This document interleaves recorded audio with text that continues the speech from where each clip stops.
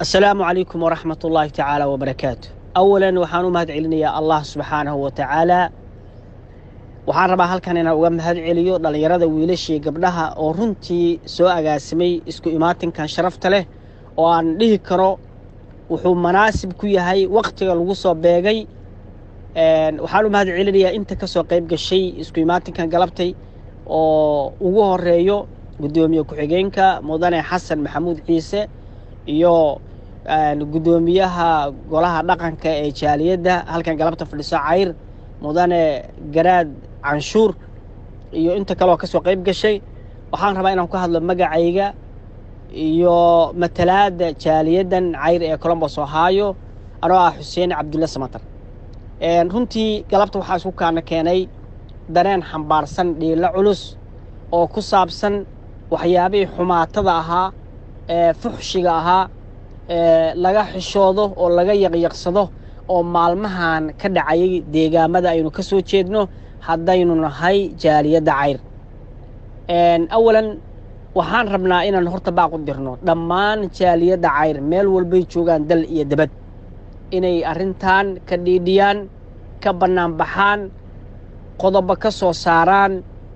dhaxda loo guntado sidii looga hortagi lahay xumaatada noocaasa oo maalmahan soo socotay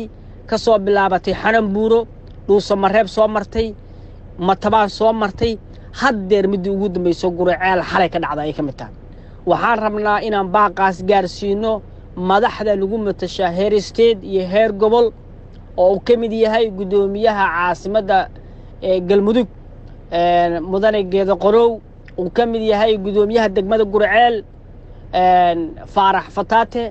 iyo dhammaan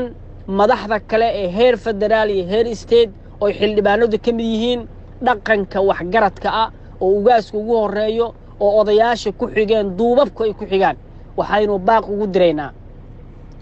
xumaantaas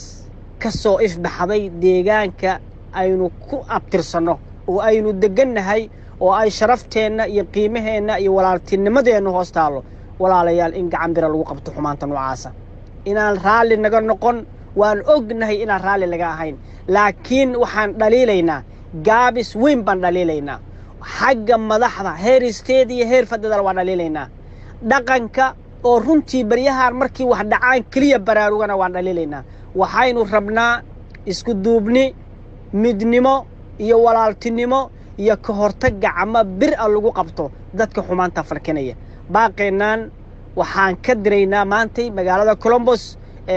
gobolka Ohio gobolka waddanka Mareykanka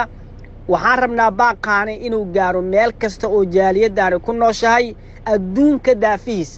inay ka hadlaan dhaqaale ku bixiyaan waqti ku bixiyaan sidii looga hortagi lahaa arrimaha noocaas waxaan rabnaa inaan si mar kale ku celino baaqan madaxda lagu matasha state-ka iyo federaalka in ay arrintan ka wada hadlaan inay go'aamo ka soo saaraan inay dhaqanka la kaashtaan hay-adaha amniga inay la kaashtaan insha Allah taala dadku waxaan u malaynayaa inta halkan fadhisa galabta ee jaaliyadda ah waxaan u malaynayaa qof walba qeyrada ku aadan arrinka iyo wuxuu dhihi lahaa hore u yiri waxaan ku soo gabagabeynayaa dhammaan dadka halkan jooga waxay baaq wada jir ah ku qatimayaan insha Allah taala in arrinkaas tilaabo sharci laga qaado oo dadka السلام عليكم ورحمة الله.